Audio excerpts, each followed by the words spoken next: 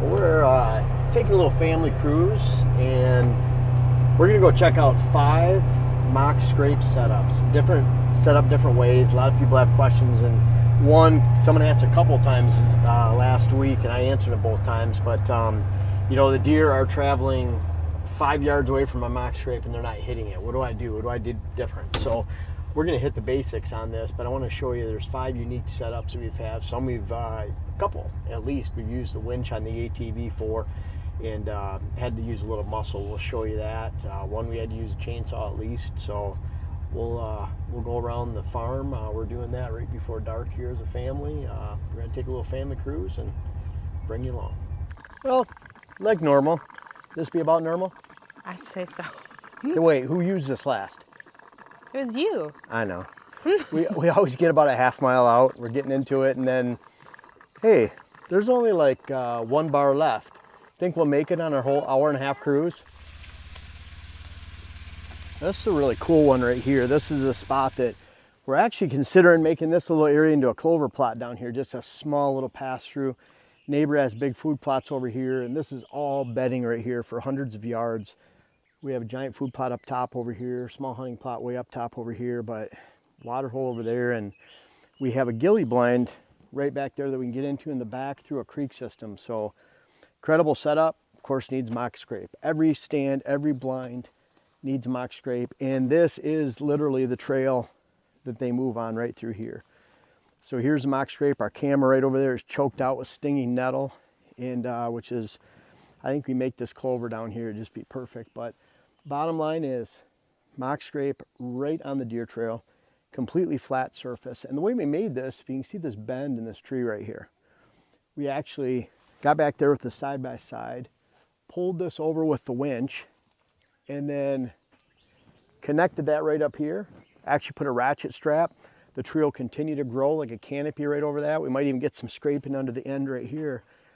And then we got in the back of the side-by-side and tied this off right in the middle of the trail. So now when we come down through here, we bump into it, not a big deal. But again, completely flat. This one's actually hanging down a little bit, but it's about waist level right here, right in the middle of the trail. We'll come in here and clean this out eventually, but for right now, perfect setup for hunting season. That blind right there that's just hidden into the brush, they'll have no clue that we're down here. And I think we will turn this into a little clover plot. But Jen, you excited about this one? I think it'll be really neat. I think it'd be cool. We have a lot of good area for sunlight. It's such a we have an open canopy down here. Yeah, very much so. Do you think we should leave this top right here? I think it'd be one scrape all the way around it. I don't think it would be a problem at all. Yeah, I don't think it'd be bad. It's very natural. Yeah, just a little clover plot. I'm talking, I don't even know if it'd be 1/10 of an acre. It'd be a perfect size. And then we've shot a couple nice bucks just 100 yards away from here at the water hole we call the cairn. Yeah, and the bucks you've seen or that you've shot at have come from this one. I wounded LL Beams out of here last year, but saw trouble down here. But yeah, let's continue on. It's a good start because again, you have to get this in the middle of the deer trail. If we had this hanging right over there, why would they go over to the side? This isn't a traditional licking branch where it's sticking out to the side, and most of those are in open trail too. But we want this hanging right over the trail. You can see it's about a 3/4 inch to 1 inch in diameter. And we try to get the vine, if you notice, almost up to the top. I do not want to attach that vine to the branch because it makes it too stiff, and a buck that's working this, I want it to freely swing. I don't want it to have this connected to the top because it can break it right in half. So let's move on to the next one. This is the second one, and this is kind of a tried and true setup. We call this Rhonda's Corners. And in Rhonda's Corners, we hollowed out this area switch right here. And then Jen, you planted buckwheat here, right? I sure did. But this is a cool spot because Junior was here. He had half a rack, and we actually found an antler right over there from him this year, about, what, 300 yards away, something like that. So we set up this little food plot right here. This is the construction point, and it's narrow enough that when they come through, they're hitting this all the time. So we have Junior hitting this right here, and I mean, within a month after setting up, maybe 2 weeks. So I'm hoping Dylan could pull that footage. Do you think he's going to be able to find all of it? I think on this stuff, because it's from this year, but Dylan, well, I know you're watching this. I was going to say if you're watching this, but he's editing, so kind of he puts it together. So a lot of these, we take them and Jen and I shoot them and we just title it and send it, put it in Dropbox and say, Dylan, this one goes out on Tuesday. And then And he we sets don't it up. make it easy sometimes. Yeah, we don't. Sorry, Dylan. But anyways, I think you'll find it. I challenge you. Dylan, I know you can. I know you can find it. So anyways, ladder stand's already up there. We set this one up in January or February. It's been a while. And we put all this together and we had a lot of usage of this. And the cool thing about this is there's trails that come in through the backside and there's trails that come right here. So it's almost likely they travel here more than right here. And that puts them again, we're like that 22, 23 yard bow shot to right up here. And I think there's some footage of Wes putting that tree up, and then Jen put the buckwheat in. And so we already have a buckwheat crop in here. And this is pretty rough in here. We have a lot of switchgrass that needs to go away. But you can see it's dead. We hit it with Liberty. It's the right setup. Wind goes right out there. And again, the flat spot's right there. Perfect height, same size. We're just putting it on a branch that's hanging over this edge. So really good possibilities. And you know, when we're using this branch, doesn't have to be that high, but a lot of times, again, I'm cutting off the top so the wind doesn't blow this around and shake this all over the place. We're changing the batteries. We should have done during turkey season. For some reason, we had turkeys coming through here quite a bit too. So I know this is a great area for turkeys anyways. They're always at the Gold Rush water hole over here. But we have a water hole over there, about an acre food plot, 70 yards over there. So it's a perfect pass through pinch point. We can get into it easy. This is a post daybreak stand entrance, meaning we'll come across that field to wait for the deer to clear in the morning. And we'll probably get in here about a half hour. Tell them I shot my buck about half mile from here over a water hole last year. So it's all set up. We just got to watch it, plant it, keep the weeds out of it, and we'll see what happens. And I think Dylan could find that footage. You think so, Ben? Good luck, Dylan. Yeah, good luck.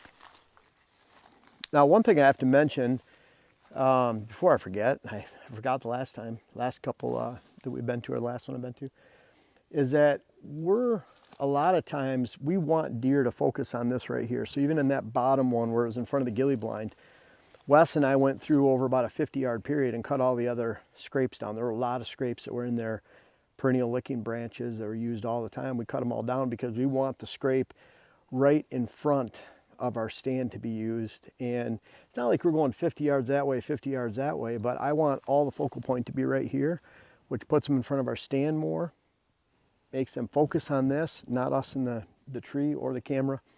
And then obviously we get a higher percentage of the bucks moving through here. Well, you see our stand is like right up there, but Jen brought up a good point. I forget stuff sometimes, but well, Miss Jen, what did you just bring up and say you forgot? Stand location versus max scrape versus camera. Stand location is always first. Yeah, and then kind of look at it as a trifecta. Yeah. We have Stand. pick the stand. That's Max the most scrape. important, and then we add the scrape and the camera location to complement the movement. But a lot of times you can find natural scrapes around, and that's what you were talking about, getting rid of some of the other ones and making this true vocal point for this location. Right. It's not like we're trying to make the location good because of a water hole or a mock scrape. Right. It's already the movement, and then we're complementing the movement and sweetening the movement with that. So Right. yeah, it was a really good point. And I forget this stuff, so thank you. It's okay. This is our third scrape that we're going to, and the kids are getting a little restless, so Jackson's behind Jen right there. Come on over here. He's got his excavator still painted on his head from our birthday party yesterday. But this one we cut in, I guess this is about March, April, right around there, early April, if it was. But we took a cherry tree that was putting a lot of shade on this anyways, and cut the top off, and then we added the mock scrape. So see the mock scrape is right here, flat again. We have the camera right over there. We've had a lot of deer hitting this one too. So, and I don't mind Jackson touching it. It really doesn't matter. What's cool, you're starting to see the growth coming out the side right here. So we're getting good growth coming out that. That'll end up being a bush on top of this, and it'll keep growing, and it'll cover that up, look even more natural. So again, the vine right up close to that, right up there.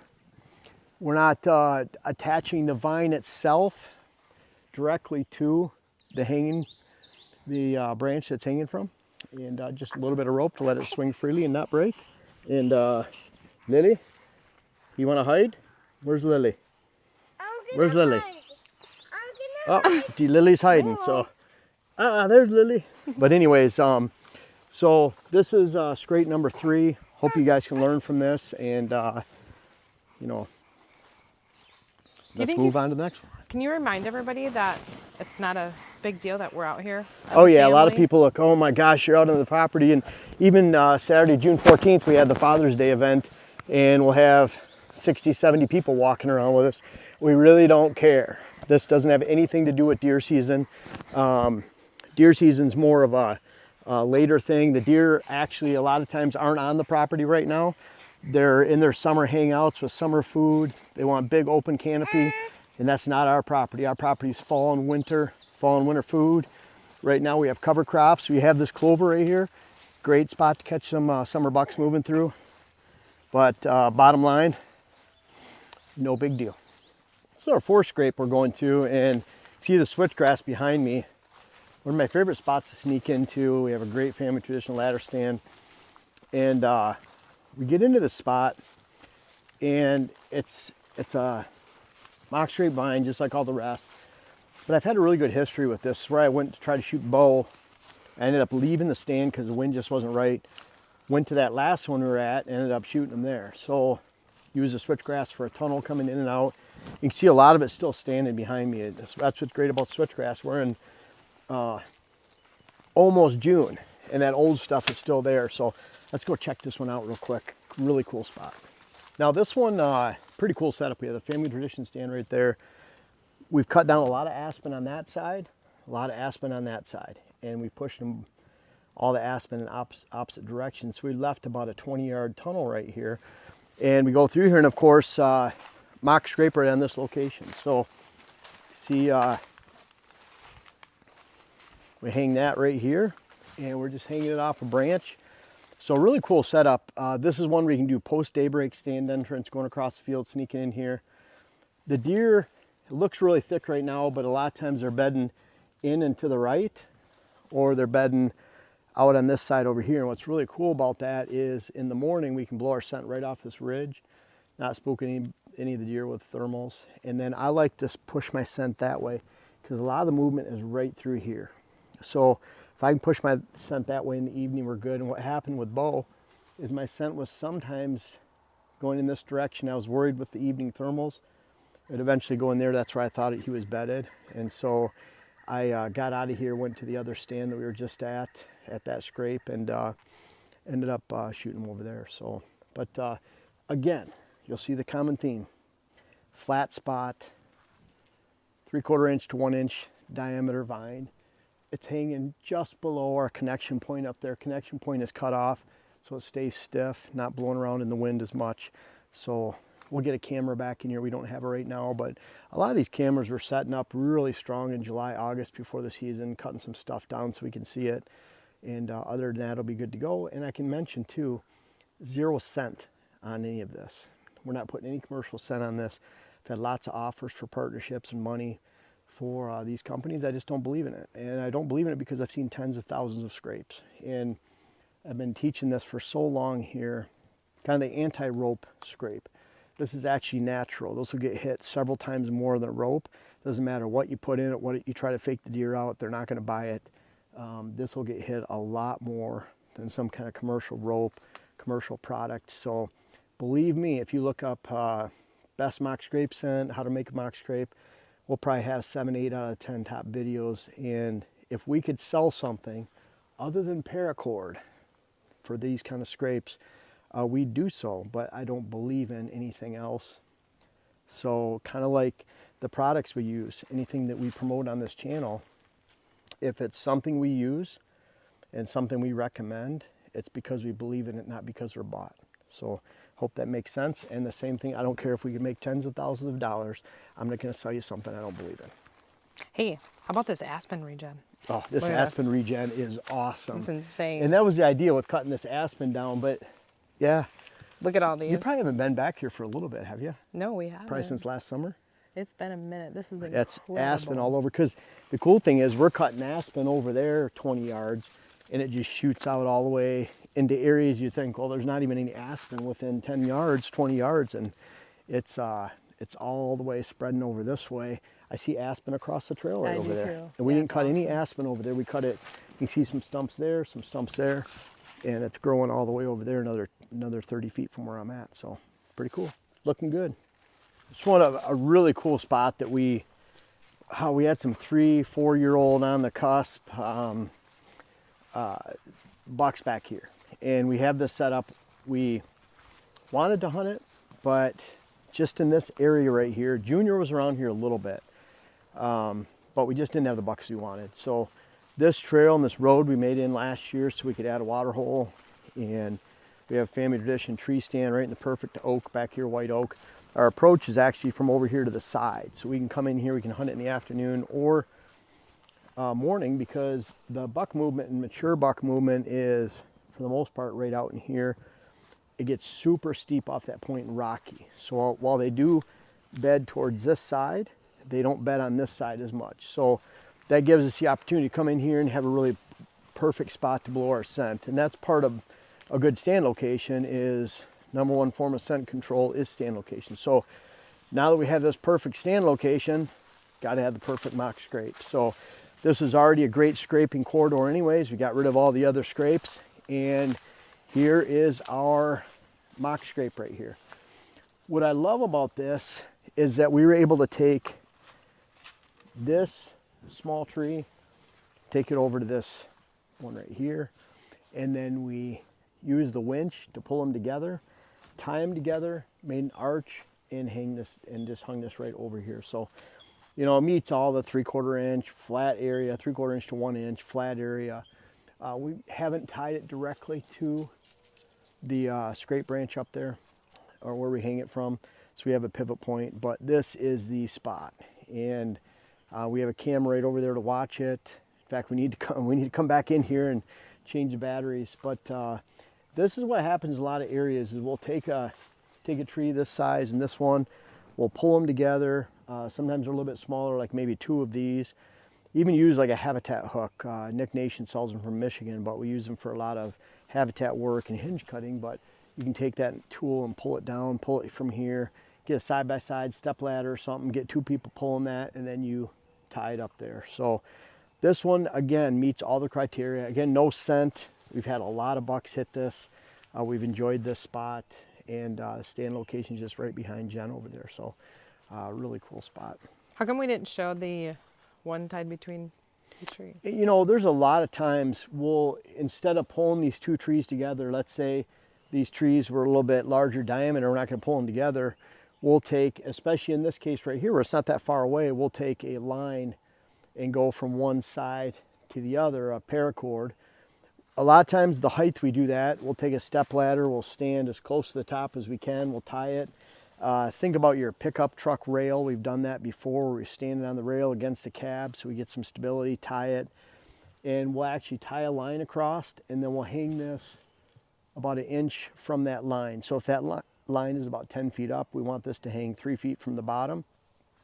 Then we're going to have a 7-foot vine or a 6-foot 9-inch, and then we're just going to have a little bit of rope tying to that line up there. We do that a lot. But what I found is, when you have something like this, where you have this arch, and what's cool about this, we made this arch last year, you can see all the green on it, it's going to keep living. So this will keep living, and we can tie to it again if we want. We can drive the side by side right under it, but I think it's a lot more natural. So when you have this hanging down and bucks are playing with it, if you guys can hear that, that's a lot of movement, a lot of leaf movement, a lot of branch movement, and they like to play. That's really natural, as opposed to a line where there's not that kind of movement. Now, we'll use a line in a pinch. We've had some great luck with that, but I think this is better.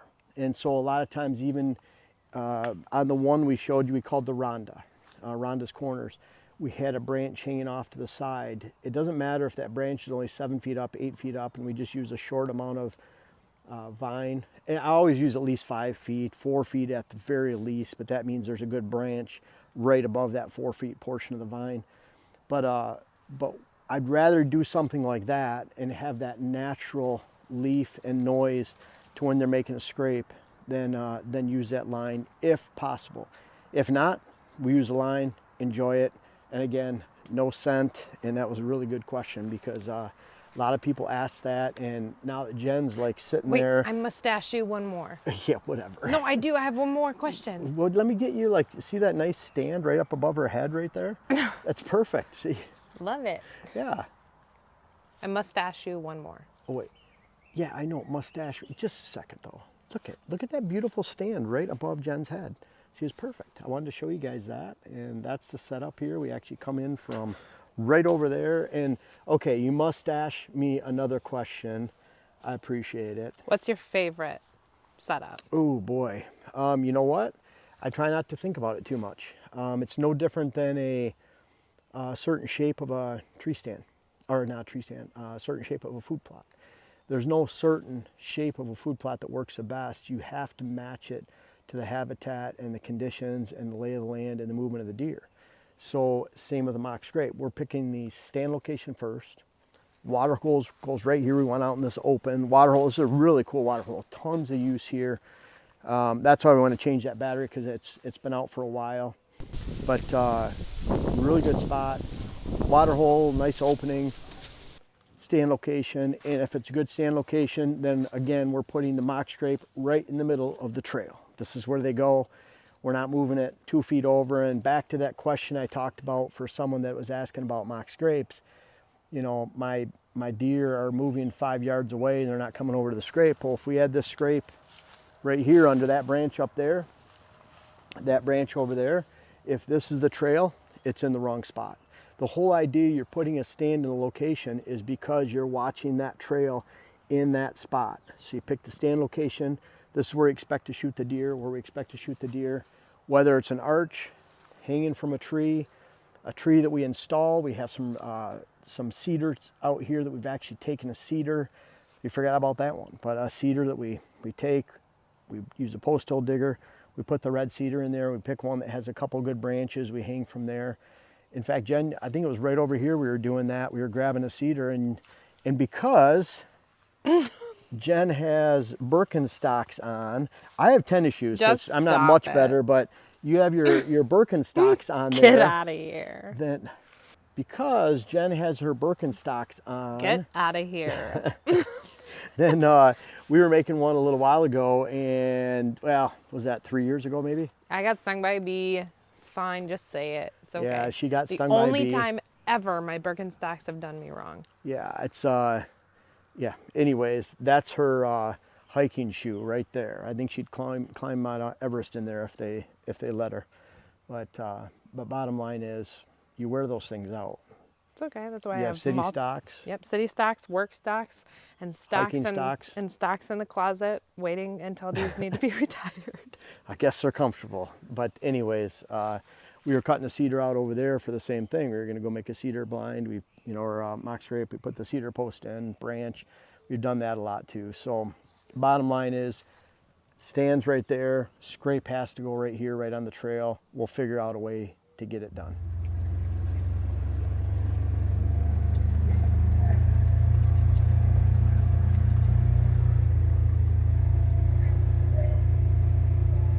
We're going to end with this one right here, a bonus one. It's number 6, but it's one we're really excited about because it's a new food plot, new blind location we've hidden in. We'll talk about that in another video. In fact, Jen, we're shooting that tomorrow. I think so. Yeah, I think so if they get it in. We keep running into weather, rain, so we're walking out across this new plot right here. I'll show you this, but we already have a lot of good fun, video, some bucks coming in, so I don't know, we're excited about it, right? I am. I don't know about you. I'm looking to see your masterful buckwheat spreading right here too. So looking pretty good. Actually not sure if I see, we've had some decent rain, but no germination yet. It's only been a couple days since we had, yeah, nothing yet. So let's go take a look at this scrape. So this scrape is like all the other ones. Really set up for this hunting right here, where we have the blind right there, 22, 23 yard shot to the scrape. The blind's going behind the brush, behind silky willow hedges, behind that fence. This log pile is being moved because I don't like it next to the deer trail. The deer trail is literally right there. So when they come through here, they're coming right along this scrape. You can even see all the hoof tracks in here. I have a camera right there to watch it all. So set up like the rest, but very nice. We just cut off the shagbark hickory branch. That'll make sure that it's not swaying in the wind and moving this mock scrape too much, and catching it on the camera. But really good setup, and one of our tried and true. Hang it from a branch right in the middle of the trail. Hey, I don't remember if we made an ending for this video. Well, we don't really make endings for the video. We just kind of like, we just tail off. And okay, well, I just didn't Dylan remember. knows when it's about to end. I mean, it's kind of like I could come up with one. Like, we'll see you next time on Whitetail Habitat Solutions. Now, we are and we own Pure Wildlife Blends Seed Company, and we really want you to try us out. We have about 19 different offerings online. These all go back to my roots of 25 years ago and up to 30 years ago when I first started food plotting. But making these combinations, I sit at the table with our seed supplier, put all these blends together. We use pure seed with no filler, no garbage. And it's early May right now, and it's a great time to start looking at your seed. We do not run out of seed. Doesn't matter if it's switchgrass, clover, perennial blends, our fall blends, whatever it is, we don't run out.